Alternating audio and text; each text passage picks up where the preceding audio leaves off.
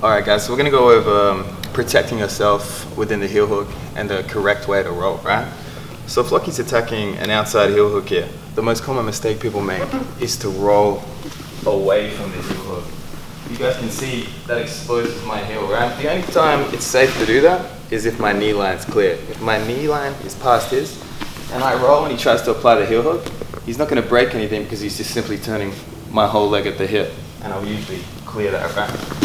So when we're trying to protect ourselves from being heel hooked in this position here, we're going to try and put our foot along the floor here and tuck it into their hips here. So now if Lockie tries to expose the heel, it's quite difficult, right? But if I were to look to go the other way, you can see my heel gets elevated and we come straight into it. So if we're hiding our heel this way, the correct way to roll to clear our foot would be to our right, towards the heel hook. And what we can actually do is we can use our other leg as an anchor against their body or their hip to clear ourselves this way. So we're going to roll, put our foot into that, put our hands on the floor, and pull our knee clear. Once my knee is clear, I'm completely safe from the outside heel hook. So one more time, right? When I end up in this position and Lockie's attacking my foot, we've got to keep our foot flat on the ground and tucked into us. You actually got a fair bit of time here for them to try and expose the heel. You can stay here quite safely. A lot of people will cross their feet, but I always find when I cross my feet, they're going to start to sit up and look for an inside heel hook or switch back to the outside.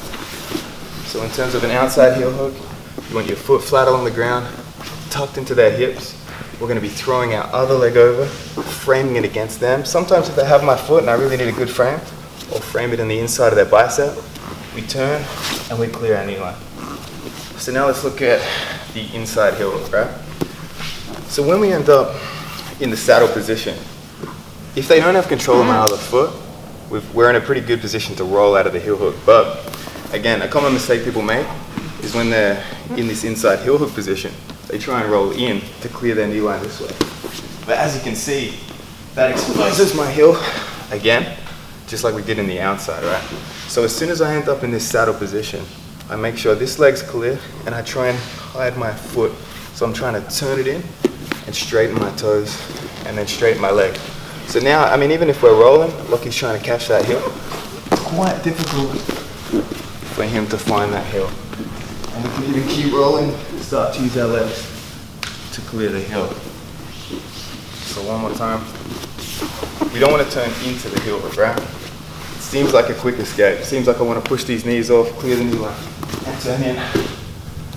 But that's going to get us heel hooked, especially against really good guys.